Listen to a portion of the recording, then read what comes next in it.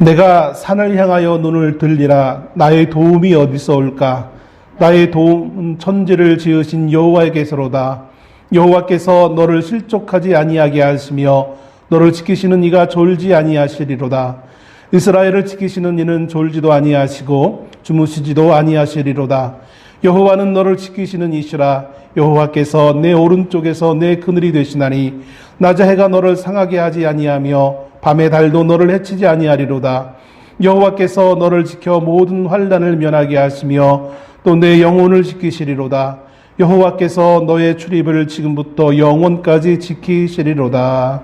아멘.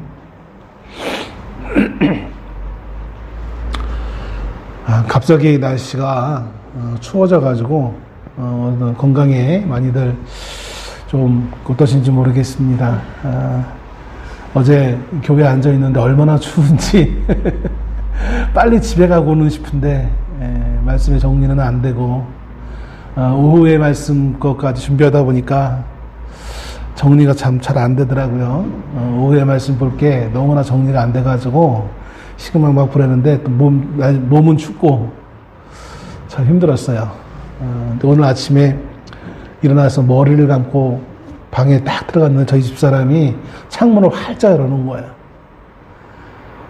어제 계속 추워가지고 뭐 콧물 막 흘리면서 막 그냥 쓰레기 휴지통에 휴지가 한가득 나도록 있었는데 겨우 밤사이에 다시 일어났는데 창문을 갑자기 활짝 열어놓은 바람에 다시 도로 감기가 다시 오는 것 같아가지고 얼마나 짜증이 나는지 지금 기관지도 좀 안 좋고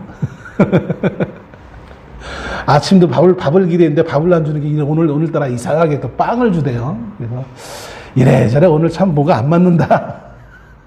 사람이 그런 때가 있잖아요. 내가 뭔가 다른 때는 안 그랬는데 이날은 내가 뭔가를 기대했는데 안 맞아졌을 때 상당히 이제 기분이 좀 상하는 그런 경우가 있는 것을 보게 되어지죠. 그런 모든 기분과는 상관없이 오늘 우리는 하나님을 예배하기 위해 나왔습니다.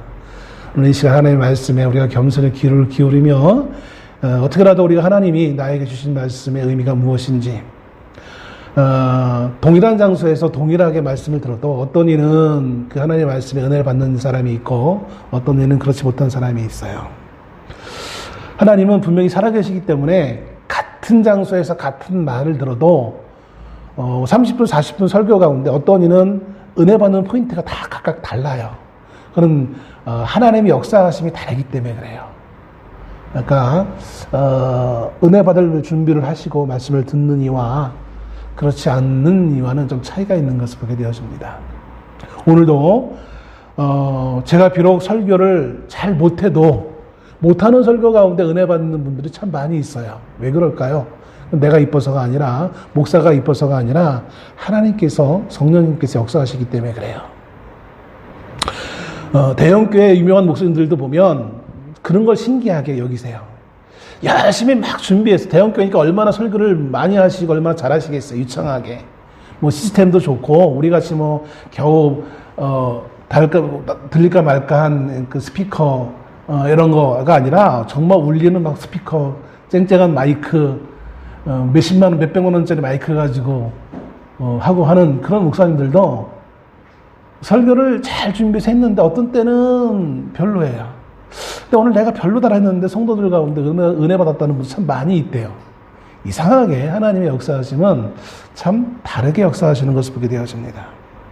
오늘 우리는 이 아침에 시편 말씀을 읽었습니다. 여러분 시편이라는 건 말 그대로 시예요. 시. 하나님께서는 하나님의 말씀을 일반적인 역사를 통해서 보여주기도 하지만 이렇게 문학적 요소인 시를 통하여서도 하나님이 우리에게 교훈하시는 것을 보게 되어져요. 예전에 대통령이 학교에서 국어를 가르칠 필요가 있습니까? 라고 하면서 뭐 이상한 말을 하더라고요. 그냥 읽으면 되지. 참 그래요. 수준인 것 같아요. 그걸 저도 그 배경과 여러 가지를 알면 알수록 그 내용을 우리가 좀 더 많은 것을 우리가 이해할 수 있어요. 우리가 시편 오늘 읽은 121편, 120편부터 134편에 보면 시편 1절 맨 그 편마다 1절이라고 써 있는 그 위에 성전에 올라가는 노래라는 그런 말들이 기록되어 있는 걸 보실 수 있어요. 물론 다른 시편에는 또 다른 말들이 표현되어 있죠. 그러니까 각각 시편의 1절 위에는 장 옆에 가로를 쳐놓고 뭔가를 기록을 해줘요. 대표적인 거는 뭐 다윗의 시, 솔로몬의 시, 뭐 아삽의 시. 이거는 처음부터 있었던 것이 아니라 성경을 연구하는 유대인들이 연구하다가 읽는 사람들이 에게 좀 도움을 주기 위해 이런 그 주석을 달아놓은 거예요. 그래서 방금 말씀드렸듯이 이 시편은 누가 쓴 것이다. 또 내지는 이 시편을 썼을 때의 상황이 어떤 상황이었다. 그 상황을 알면 이런 상황에서 이렇게 시를 썼구나를 알면 그 시를 좀 더 우리가 빠져들 수 있잖아요. 좀 이해하기가 좀 쉽단 말이에요. 내지는 또 어떤 경우에는 이 시편이라는 것에 유대인들은 이제 곡조를 붙여서 찬송을 했어요. 그래서 왜 우리가 음악 시간에 악보를 보면 뭐 빠르게, 조금 빠르게, 혹은 웅장하게, 혹은 슬프게 이렇게 그 기호가 있는 것처럼 시편에도 이 노래는 어떤 악기에 맞춰서 어떤 분위기로 노래를 불렀었다. 이런 의미로서 표제라고 하는 것을 달아놓는 것을 보게 되었습니다. 그런데 오늘 이제 본문은 120편부터 134편까지, 물론 이어지는 135, 136도, 134에 이어진다는 어떤 그렇게 보기도 하지만 아무튼 120편부터 134편까지의 위의 표제에는 뭐라고 써 있느냐면 성전에 올라가는 노래라고 이렇게 붙어 있어요. 이 성전에 올라가는 노래가 뭐냐면 이스라엘 백성들이 바벨론의 포로로 있다가 70년 만에 돌아와서 다시 이제 하나님의 성전을 제일 먼저 짓죠. 하나님의 성전을 짓고 하나님의 성도로서 온전한 삶을 살기 위해 힘쓰고 애쓰는 가운데 누군가가 우리가 이제 이 성전을 짓고 이렇게 하나님의 백성으로 사는데 우리의 조상들처럼 그렇게 잘못되게 하나님을 섬기지 말고 우리의 신앙삶에 중요한 것이 무엇인지를 우리가 좀 깨우치자라는 의도에서 이 성전에 올라가는 노래가 붙여진 이 시편들을 이제 고백하게 되어집니다. 하나님의 감동에 대해서 우리가 정말 우리에게 중요한 것이 무엇인지를 사람들에게 증거하기 위해, 고백하기 위해, 또 같이 곡조를 붙여서 노래하기 위해, 찬송하기 위해 쓴 시편이 있는데 이게 성전에 올라가는 노래라고 하는 타이틀이 붙어져 있는 시편들입니다. 자, 그러한 성전에 올라가는 노래 가운데 두 번째 편이 오늘 121편입니다. 이 121편에는 도움이 필요한 상황 가운데 하나님께서 도와주시고 지켜주신다는 그 신뢰를 확신하는 고백이 담겨져 있습니다. 이를 통해 우리를 위해 모든 것을 아낌없이 베푸시는 하나님께 우리 자신을 맡기는 것이 옳다는 점을 교훈해 주기 위해 이 시편을 기록해 주는 것입니다.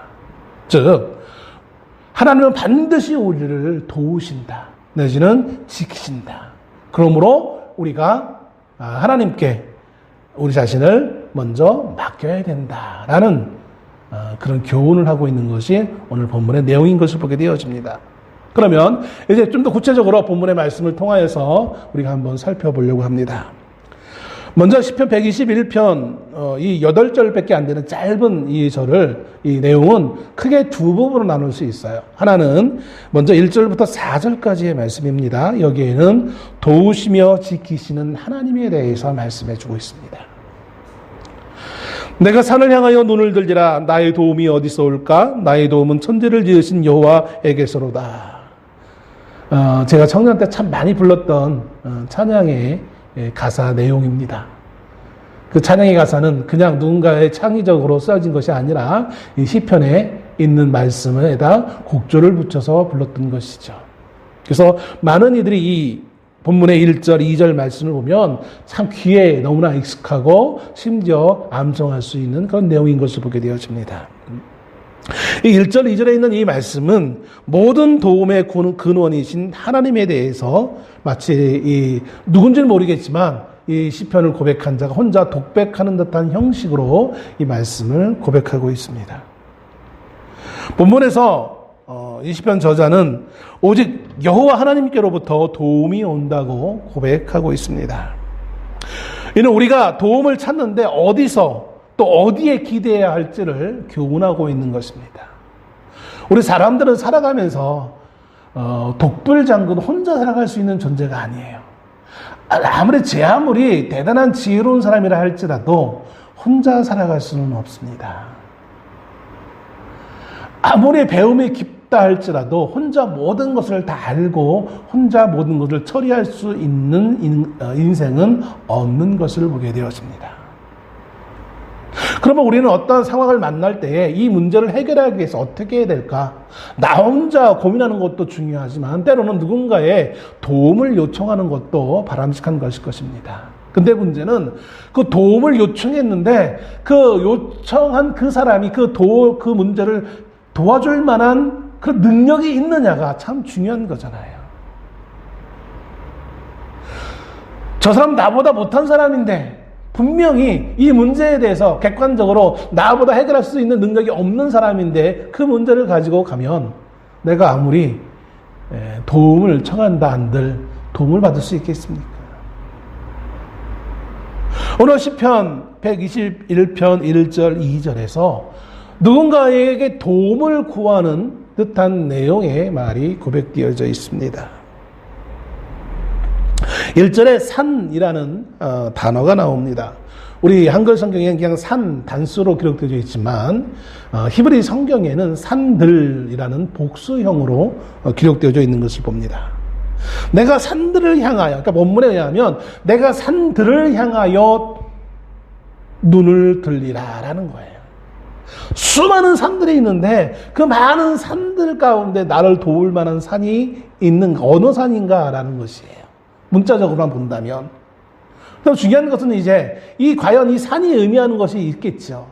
정말 말 그대로 문자적으로 그냥 산이냐, 산들이 뭔가 인간에게 도와줄 만한 것이 뭐 있겠습니까? 물론 이제 우리 한민족은 예전부터 산을 참 신성시한 것 같아요. 그죠? 민족의 성산 얘기하면서 참 산들에 대해서 상당히 그런 신성시하고 그렇게 여겼던 것을 보게 되었습니다. 산 자체에 대한 경외감이 있는 것 같아요.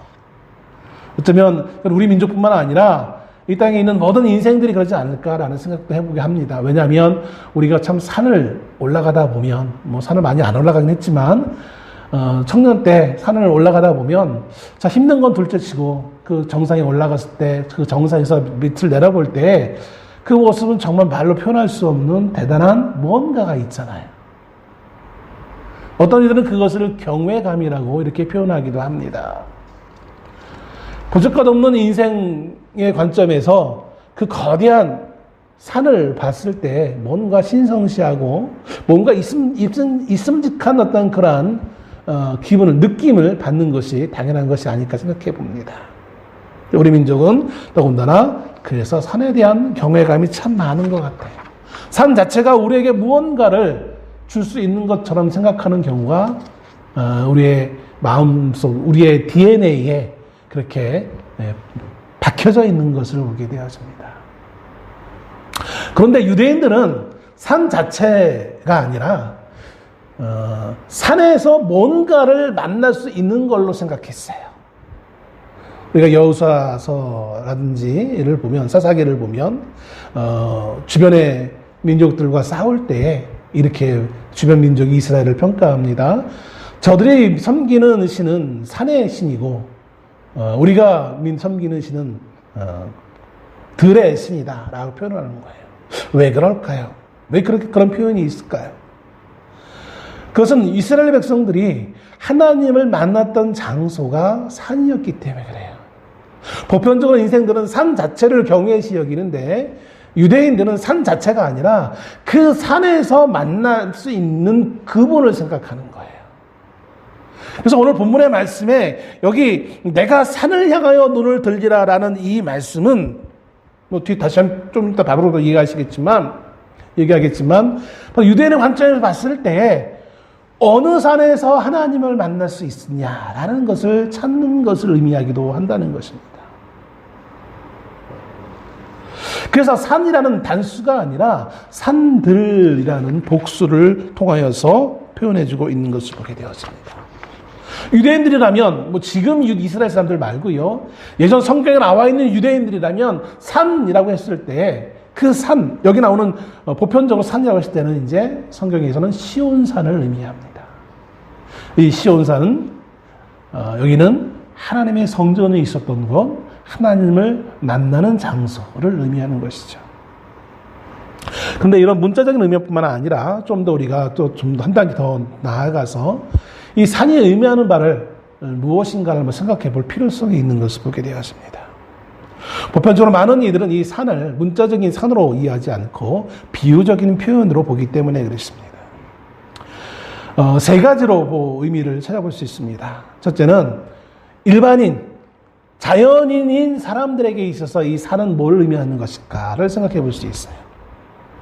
산이라는 것은 우리가 그냥 주말에 경치 좋은 곳에 올라가는, 우리의 마음을 평안히 하고 우리가 여가를 즐기기 위해 올라가는 그 산의 의미가 아니라, 여기서 말하고 있는 일반인들에게 있어서 산이라는 것은 무엇을 의미하냐면,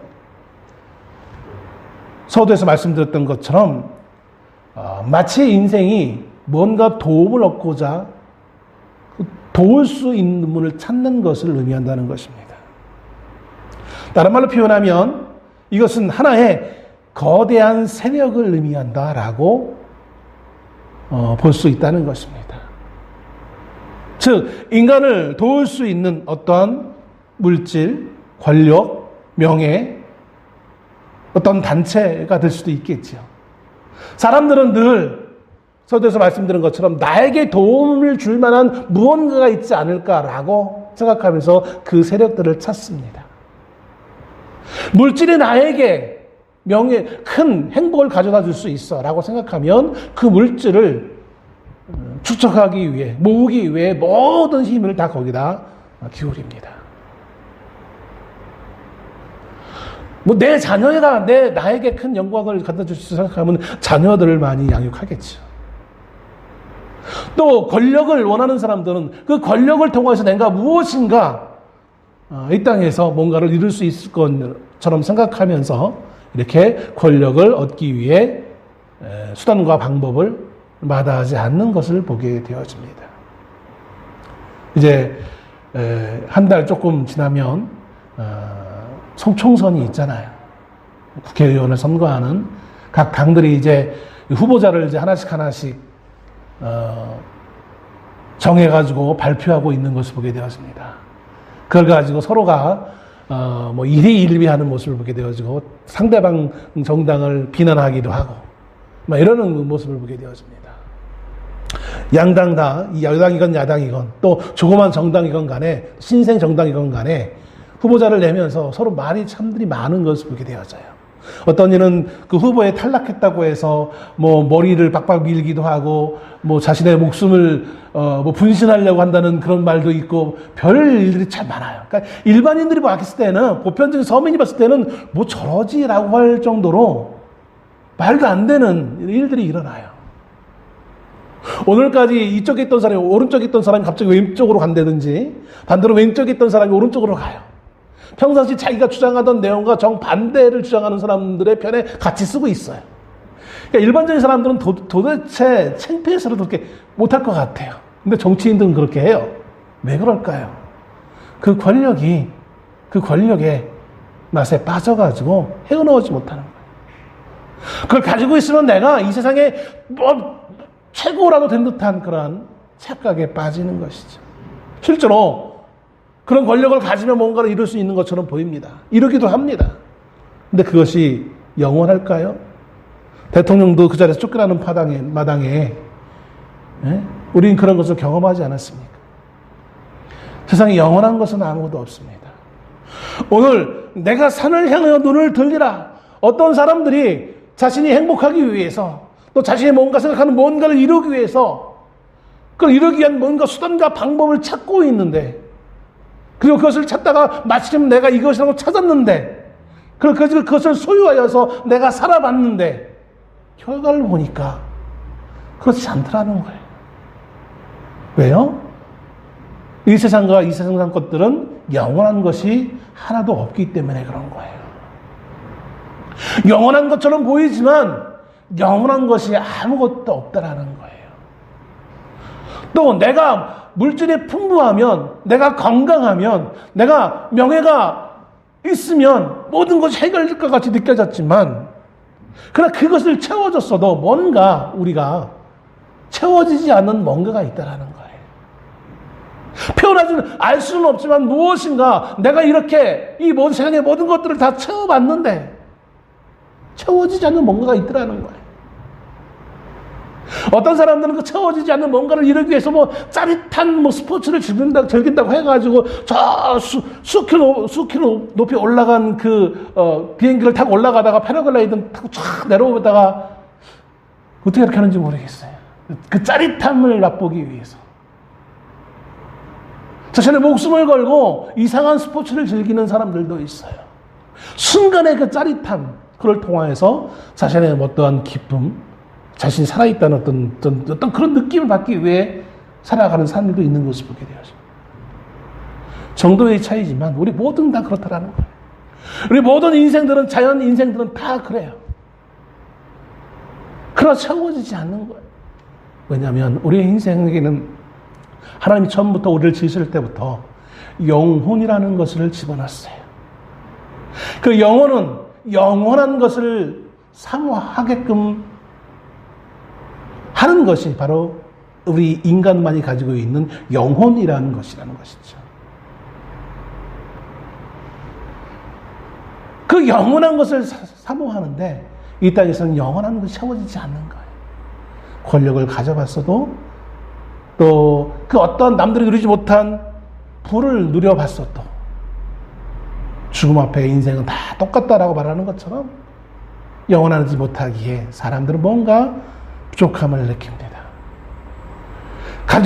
자신이 가지고 찾았던 그 큰 산이, 그 세력이, 그 어떤 보이는 것들이 채워졌지만 여전히 그걸로 인하여서 죽음의 문제와 영원한 삶의 문제가 해결되어지지 않기에 그것을 깨달았지 못했던 간에 사람들은 계속해서 무언가를 찾게끔 만든다는 것입니다.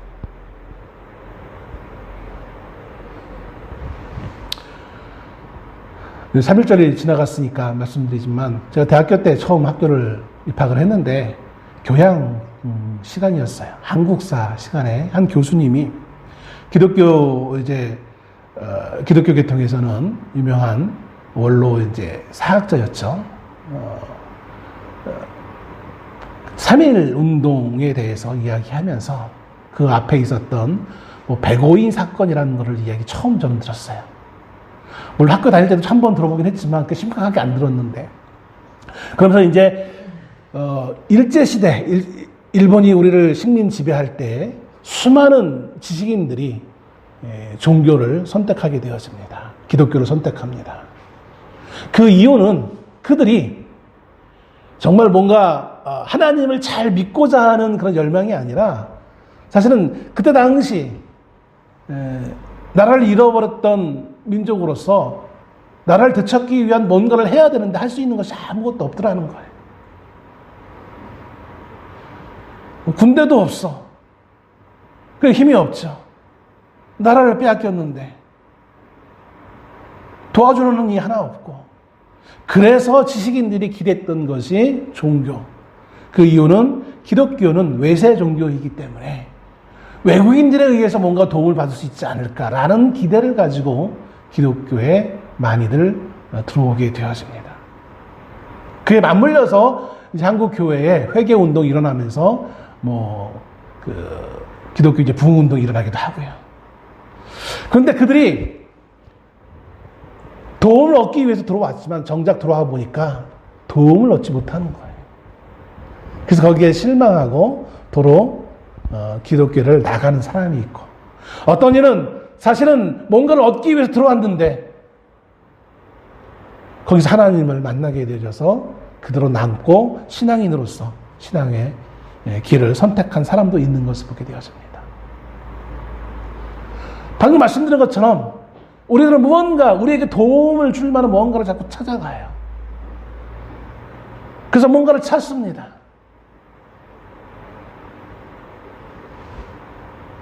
한국 교회가 일제시대뿐만 아니라 이제 해방한 이후에 50년대, 60년대 미군들의 어떤 원조를 받기 위해 많은 사람들이 교회를 통해서, 그때 행정 시스템이 많이 형편이 없었으니까 교회를 통해서 원조 받기 위해 많은 이들이 교회에 들어왔어요.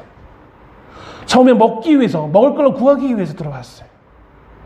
제가 학교 다닐 때도 학생부 애들 보면 연애하기 위해서 여자친구, 남자친구 만나기 위해 교회 간다는 말을 들을 정도로 원래 목적은 순수하지 않았어요. 자신의 어떤 뭔가를 이루기 위해 교회에 왔어요. 근데 우연찮게 하나님을 만나고 거기에서 진리를 알게 되어지고 하나님의 자녀로서 믿음의 삶을 살게 되어지는 사람들이 꽤 많았던 것을 보게 되어져요. 오늘 이 산이라는 것은 그런 것입니다. 뭔가 나에게 도움을 줄 만한 뭔가를 찾고 또 찾았지만 그 찾은 것들이 그러나 결국 영원한 것이 못 되고, 그리고 마지막 찾을 수 있는 나의 도움이 어디서 올까? 2절에서 보니까 나의 도움이 천지를 지으신 여호와에게서로다 라는 것은 마침내 찾는 자의 모습을 우리에게 설명해 주고 있는 것입니다. 두 번째 산이라는 것은, 첫 번째는 일반인들에 대해서 시작되어진 것이라면, 그럼 우리 성도들에게 이 산은 무엇인가?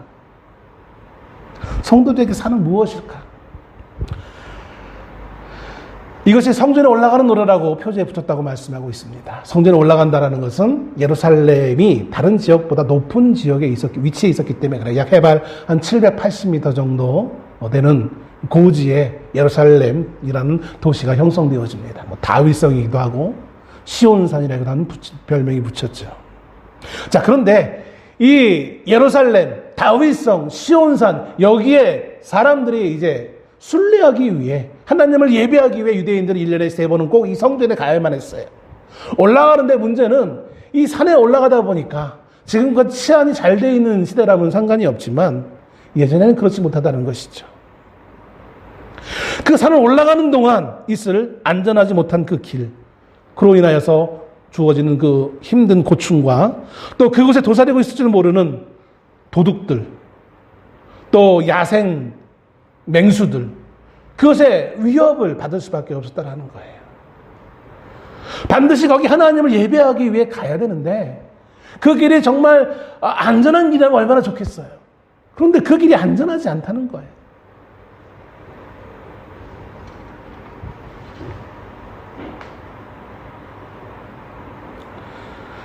그 안전하지 못한 길이지만 그럼에도 올라가야 된다는 것이죠. 올라가는데 어떤 마음으로 올라갈까요? 우리 막내가 군대에 들어가기 전에 그냥 지나가는 말로 저는 그런 말을 했어요. 이제 큰아들한테 그런 말을 했지만, 군대에서 훈련받을 때 힘들 때는 어떻게 그걸 이겨냈어? 물어봤죠. 우리 큰아들은 그냥 힘들지도 않았는데 이런 말을 하더라고요. 대단하다. 난 되게 힘들었는데 육체적으로 힘들잖아요. 이래저래 얼마나 하지도 않던 몸을 움직여야 합니까? 여러 가지 체벌을 받아야 되는데 얼마나 힘들어요. 저 어렸을 때부터 좀 허리가 아파가지고 조금만 몸을 이렇게 하면 허리가 되게 아파요. 면도하고 머리 감으려고 하면 이 허리가 아파요. 그 정도로 이 몸이 좀 부실해요. 그런 사람이 훈련받으니 제일 쉬운 게 옆으로 굴러, 좌로 굴러, 우로 굴러 있는데 그거 해도 하다 보면 정신이 없잖아요. 허리가 막 끊어질 때가 있어요. 어떻게 이겨낼까? 저는 그랬어요. 그럴 힘들 때마다 하나님을 찾았어요. 하나님을 부릅니다. 내가 그래도 하나님의 아들인데, 하나님의 자녀인데, 그러면서 그 힘든 것을 이겨내는 거예요. 순례자들 마찬가지예요.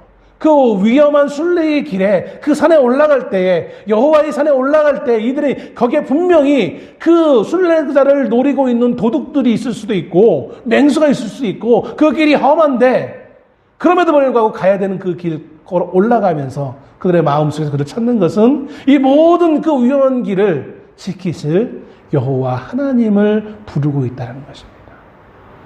그러니까 밑에서부터 그 산을 바라보면서 올라가는데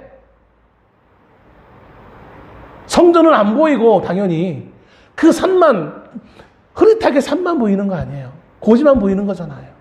거기서부터 이제 나를 도우실 하나님을 찾으면서 올라가는 거예요. 여러분 인생의 삶이 우리 성도의 삶이 그래요. 예수를 믿으면 고생 끝 행복 시작 이렇게 우리는 알고 있습니까? 아니에요. 예수를 믿으면 모든 게 다 잘 됩니까? 아니에요. 예수를 믿어 똑같이 우리에게 기쁨과 즐거움, 아픔과 슬픔, 고통 다 그대로 있어요. 어느 누가 성경 어디에서 예수를 믿으면 고통이 없습니다고 말했습니까? 아니에요. 똑같이 다 있어요. 인간 누구에나 공평하게 다 있어요. 문제는 그 상황 때마다 우리가 무엇을 의지하느냐는 거예요. 성도에게 있어서 이 산은 바로 그 산에서 만날 하나님을 의미합니다. 하나님을 소망하며 이제 내가 저기 올라가서 하나님을 만나고 하나님을 예배하고 하나님을 만날 것을 소망하며 살아가는 거예요. 우리의 인생 성도의 삶이 그런 삶이라는 거예요. 성도도 아픔을 겪어요. 인생에 실패할 수 있어요. 대학에 실패할 수 있어요. 회사에 들어가지 못할 수가 있어요. 잘릴 수 있어요. 남녀 사이에 헤어질 수 있고 모든 일에 다 겪는 모든 것들을 동일하게 겪어요. 그럼에도 불구하고 순례자가 그 위험 때문에 순례의 길을 포기하지 않는 것처럼 우리 믿는 성도들은 믿음의 이 삶을 포기하지 아니해야 됨을 언급해 주고 있는 것입니다. 세 번째로 이 산이라는 것은 유대인들에게서 어떤 의미였을까 한번 생각해 봤어요. 유대인들은 아까 서두에 말씀드렸던 것처럼 산이라고 했으면 산은 하나님을 만나는 장소로 그런 생각을 하고 있었어요. 시내산, 호렙산, 그죠? 모세가 십계명을 받았던 산. 그러다 보니까 이 산 자체를 신성시하기보다는 그 산이라면 산에서 하나님을 만날 수 있다는 생각에 수많은 산이라는 산들마다 거기에다가 뭐를 짓기 시작하냐면 산당이라는 것을 만들기 시작해요. 산당을 만들어서 거기서 내가 하나님을 섬기고 만나야지라고 하는 거예요. 그런데 성경은 분명하게 하나님의 성전은 하나님 만나야 될 곳은 유일하게 딱 한 곳이었어요. 시온산 한 곳이었어요. 하나님이 약속하신 것은 수많은 산들이 아니라 시온산 하나였어요. 그럼에도 불구하고 이스라엘 사람들은 착각을 했어요. 여러 가지 현실적인 이유가 있을 수 있겠죠. 예루살렘까지는 머니까 없는 것보다는 여기서 내 집 가까운 데서 이렇게 산당을 만들어놓고 여기서 하나님 예배하면 얼마나 좋아. 예? 이러한 어떤 현실적 이유를 가지고 뭐 그렇게 할 수도 있겠죠. 근데 거기에서 신앙의 변질이 오는 것을 보게 되었습니다. 오늘 하나님은 120편을 통하여서 유대인들을 향하여서 경고하세요. 너희가 나를 만날 만한 수많은 산들을 거기에다 산당을 세워놓고 과거에 그렇게 하나님을 만나기 위해 했었지만 그것은 진짜가 아니라는 거예요. 거기서 하나님을 만날 수 없는 거예요. 유일한 시온산 예루살렘에 있는 그 성전에서만 하나님을 예배하고 하나님을 만날 수 있다는 사실을 유대인들에게 교훈하고 있는 거예요. 사람들은 말을 합니다. 뭐 꼭 기독교만 믿으면 돼. 이 땅에 수많은 종교들이 있는데 그들이 더 의로워 보이고 더 도덕적인데 뭐 굳이 의롭고 도덕적이기 때문에 우리가 구원받는 거 아니에요. 인생은 똑같이 다 죄인이에요. 사람들은 자꾸 도덕적 관점에서 구원을 얘기해요. 그러나 성경은 도덕적 관점에서 말하고 있지 않아요. 왜냐하면 인생은 다 누구나 동일하게 죄인이기 때문에 그래요. 죄인 가운데 하나님이 특별히 누군가를 사랑하셔서 자녀로 삼으셨을 뿐이에요. 그래서 우리가 성도가 되어진 거고, 내가 진짜 거룩한 사람이 있기 때문에 내가 성도가 된 게 아니라 하나님이 나를 콕 집었기 때문에 내가 성도가 되어진 거예요. 그러니까 하나님이 찍었으니까 이제 나는 어떻게 해야 돼? 찍거나 말거나 난 내 마음대로 살래가 아니라 나를 찍어주셨는데, 그럼 찍어주신 그분을 위해 내가 살아가야 되는 것이 성도의 삶의 자세라는 거예요. 하나님의 법대로 살아가야 된다는 거예요.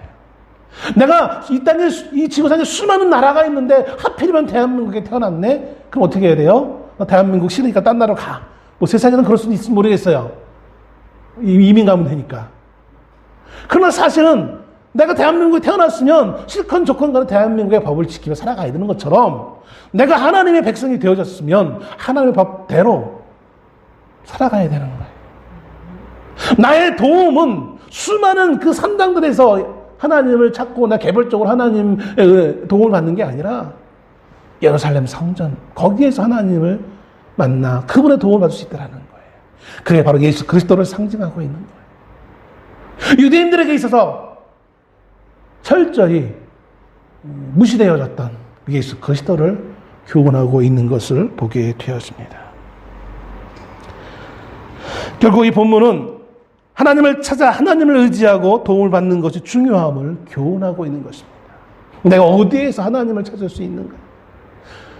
나를 진정으로 도울 수 있는 분이 누구인지, 그분이 하나님이고 그분을 만나야 됨을 말씀해 주고 있는 거예요. 그러면서 이제 3절에서 여호와께서 너를 실족하지 아니하게 하시면 너를 지키시는 이가 졸지 아니하시리로다. 3절 4절에서는 이제 여호와 하나님께서는 너의 발이 넘어지지 않게 또 졸지도 않고 주무시지도 않으시며 지키시고 계신다라고 말씀하고 있는 거예요. 정확하게 여호와 하나님이라고 이스라엘 백성들을 향하여서 정확하게 여호와 하나님이 그렇게 보호하신다는 사실을. 자, 1절, 2절에서는 시유를 고백하는 자가 혼자 독백하는 것처럼 형식으로 고백을 했다면 3절, 4절은 이제 제3자가 그 독백하는 소리를 막 듣고 맞아, 그래, 마치 호응해 주는 것처럼 이렇게 대답해 주는 거예요. 그래, 네가 하는 게 맞아, 네 말이 맞아 라고 맞장구 쳐주는 것처럼 고백하고 있는 것이 3절, 4절의 말씀이에요. 그러면서 이것을 미래형으로 말해주고 있죠. 여호와께서 이렇게 하실 거야. 지키실 거야. 도우실 거야. 보호하실 거야.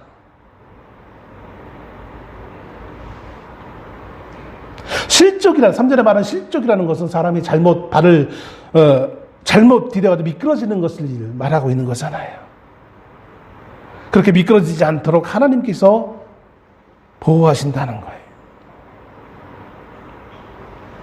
이게 우리 평지에서는 잘 쉽지 않지만 우리가 산에 올라갈 때 경험을 떠올리면 이해하실 수 있잖아요. 산을 올라가다 보면 잘못 발 디뎌가지고 미끄해가지고 넘어지는 경우들이 종종 있습니다. 그럴 때 누군가가 손을 잡아주면 안 미끄러지는 거잖아요. 그게 누구라고요? 여호와 하나님이라는 거예요. 그러기 위해서 하나님이 어떻게 하신다고요? 졸지도 주무시지도 않는다는 거예요. 왜 이런 표현을 하고 있는 걸까요? 왜 굳이 그냥 잡아주셔라고 한 게 아니라 졸지도 주무시지 않는 하나님을 말씀하고 있는 걸까요?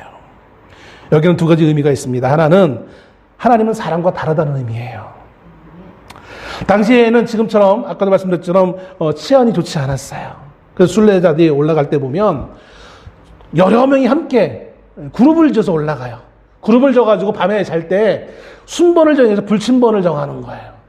그래서 몇 시부터 몇 시까지 그 다음에 누가 이렇게 해가지고 불 피운 거 꺼지지 않게도 하고, 그러면서 맹수가 접근하는 거 대처하기 위해서, 또 도둑들이 오는 거를 이제 발견하기 위해서 불침번을 세워서 서로 이렇게 하는 거예요. 그런데 사람이다 보니까 어떤 일이 일어납니까? 똘똘하게 아침까지 다 깨워서 시키면 얼마나 좋아요. 근데 어떤 일은 여행길이니까 얼마나 고단스러워요. 그러다 보면 이제 졸게 되어지죠. 조는 거예요. 그럼 맹수가 와도 발견을 못하고, 도둑이 와도 발견을 못하는 거예요. 또 불이 꺼져서 이제 추워지는 거예요. 사람들은 그럴 수 있는 거예요. 또 내지는 그게 미덥지 않으면 사람들을 고용을 해요. 고용을 해서 우리가 순례자들이 여기 시온산까지 올라가는 동안 당신들이 우리를 좀 지켜주시오. 일종의 용병이죠. 그들이 이제 계약을 해서 지켜주죠. 근데 그렇게 지키는 그것이 정말 100% 안전하겠느냐? 그렇지 않다는 거예요. 우리가 가지고 있는 돈이, 우리가 가지고 있는 권력이, 우리가 가지고 있는 무언가가, 명예가, 우리의 이름이 우리를 100% 안전하게 지켜줄 수 없는 거예요. 그런데 하나님은 우리를 지키신 분이라는 거예요. 또 두 번째 의미는 이런 것이 있어요. 존다는 의미와 이제 잔다는 의미를 직접적으로 표현하고 있는 건데, 그 당시 그 지역의 사람들은 생각하기를 신은 무한한 삶을 살잖아요. 그러다 보니까 뭐라 그럴까요? 심심하다 그럴까요? 그러니까 이제 하는 일이 다른 게 뭐 있겠어요? 신도 이제 잔다는 거예요. 평상시엔 자는 거예요, 신이. 무한한 삶을 사니까. 자는, 그러다가 뭔가 기원하는 자가, 뭔가 신도가 그 우리 일이 있을 때 이제 기도를 해야 되는, 그래서 자는 그 신을 깨워야 되는 거예요. 그런 의미가 있어요. 그러다 보니까 자는 신을 깨우려면 어떻게 해야 돼요? 조용하게 해서는 듣겠습니까? 안 듣겠습니까? 못 듣잖아요.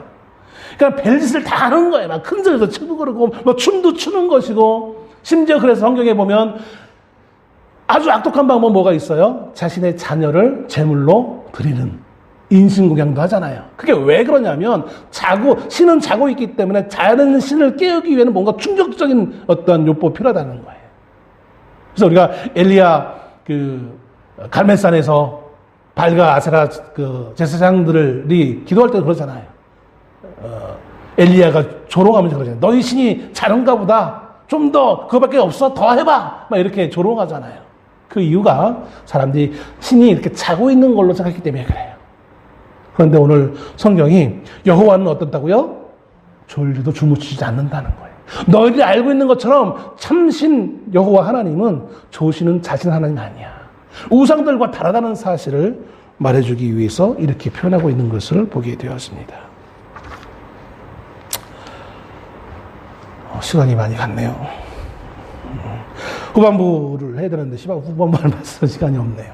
자, 이제 후반부에 넘어오면 이제 지키시고 보호하시는 하나님에 대해서 전반부에 얘기했다면 후반부에서는 이제 그렇게 하나님의 보호하심을 받는 자의 안전함에 대해서 말해주고 있어요. 그렇게 하나님이 보호하시니 얼마나 안전하겠느냐는 거예요. 여호와는 너를 지키시는 이시라. 여호와께서 내 오른쪽에서 내 그늘이 되시나니. 어느 쪽에서? 오른쪽에서. 해가 오른쪽에서 비추니까 어디에 있어야 돼요? 왼쪽에 있으면 그늘을 만들어줄 수 없어요. 그죠? 요즘같이 피부를 중요시 여기는 때에 다 타버려. 얼굴이 까무잡잡 타버려. 그러니까 어디 있어야 돼요? 오른쪽에 있어야 되는 거예요. 아주 비유적인 표현인 거예요. 너무나 필요할 때, 필요한 곳에서 하나님이 우리를 보호하시기 때문에 우리가 어떻게 하다고요? 그늘이 되시기 때문에 안전한 거예요. 꿀피부를 꿀피부를 유지할 수 있는 거예요. 낮의 해가 너를 상하게 하지 아니하며 밤의 달도 너를 해치지 아니하리로다. 낮의 해가 얼마나 뜨거운지를, 우리가 한여름에 그 햇빛 아래에 있으면 얼마나 더워요. 뜨겁죠. 얼마 살이 막 타요. 그죠? 요즘 그게 너무 많이 타면 피부암에 걸린다며요. 이때 당시에는 그 피부암의 개념은 없었겠지만 하나의 상징적인 요소로 그 낮의 그 해와 밤의 달이 우리에게 큰 피해를 줄 수 있겠어 생각하지만 상대적으로 달의 빛도 저 북극에 가면, 추운 북극에 가면 살을 태울 수도 있는 경험을 가진다고들 합니다. 여호와께서 너를 지켜 모든 환난을 면하게 하시며 내 영혼을 지키시도다. 모든 환난을 면하게 하신다는 건 우리가 잘못 이해하고 있어요. 면하게 한다는 것은 우리 환난을 없앤다는 의미가 아니에요. 그 환난을 이기게 하신다는 거예요. 앞에서 말씀드렸지만 성도들에게도 힘든 요소가 있어요. 어려움이 있어요. 아픔이 있어요. 그 아픔이 없게 한다는 것이 아니라 그 아픔을 만났을 때 그걸 이길 수 있는 힘이 되어주시는 분이 바로 하나님이라는 사실을 우리에게 말씀해주고 있는 거예요. 환난이 없으면 얼마나 좋겠어요. 그런데 성경에 환난이 없으면 하나님의 자녀가 아니래요. 징계가 없으면, 고난이 없으면 하나님의 자녀가 될 수 없다고 말씀하고 있는 것을 보게 되었습니다.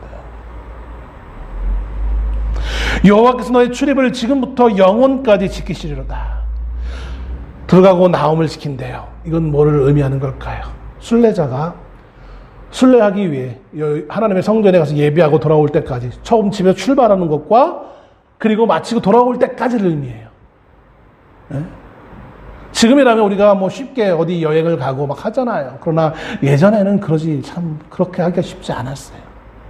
여행을 떠났다가 돌아오지 못하는 사람도 있어요. 작년인가 언제 보니까 우리 한국의 젊은 청년이 일본에 갔다가 하나가 갑자기 사라졌어요. 아무도 못 찾았어. 지금도 아마 못 찾은 것 같아. 이어진 그 소식이 없는 거 보니까. 이해할 수 없잖아요. 저희 후진국도 아니고 일본이라는 그래도 선진국에서 청년이 어제 마지막 차 타서 내린 것까지는 확인됐는데 그 이후는 확인이 안 되는 거예요. 실종이에요, 그냥. 우리 옛말에도 그런 말 있잖아요. 밤새 안녕하셨어요. 이 말이 왜 나왔습니까? 밤에 자다가 그만 다시 그 아침을 맞이하지 못한 분들이 많이 있었기 때문에 연로하신 분들 가운데 그런 인사가 나온 것처럼 이 순례 여행의 출발과 끝나고 돌아올 때까지 누가 지키신다? 하나님께서 지켜주신다라고 말씀해주고 있는 거예요. 우리의 인생이 태어나고 이 땅에서의 마지막 인생 죽을 때까지 그 모든 여정 가운데 누가 우리를 지켜주십니까? 여호와 하나님이 지켜주셔요.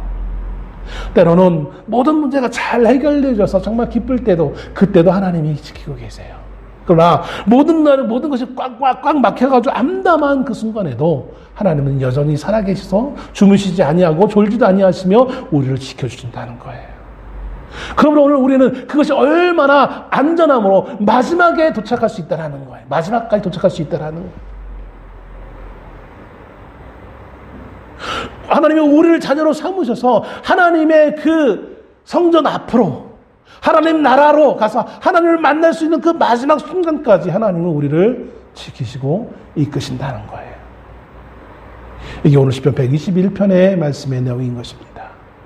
인생을 살아가면서 우리에게는 많은 험난한 우여곡절이 있습니다. 높을 때도 있고 낮을 때도 있을 것입니다. 잔잔할 때도 있고 폭풍을 만나는 순간도 있을 것입니다. 그러나 여러분, 그런 것에 의해서 우리가 일희일비 아니할 수 있는 우리가 될 수 있기를 소원합니다. 모든 것이 다 꽉 막혀서 이제는 절망이 끝인가라는 그 순간에도 누구는 계십니까? 하나님은 계시고 나를 보호하시고 지키십니다. 이게 성경이 우리에게 약속하신 말씀이에요. 결코 하나님은 외면하시지 않는다고 말씀하셨습니다. 고로 우리가 결코 포기하지 말고 믿음으로 하나님이 하실 일을 바라보면서 한 주간도 하나님을 찬양하며 살아갈 수 있는, 그로 말미암아 하나님의 보호하심을 내 삶을 통하여서 경험하며 입으로 고백할 수 있는 성도의 삶을 살아갈 수 있는 여러분 되시기를 주의 이름으로 축원합니다. 기도하겠습니다.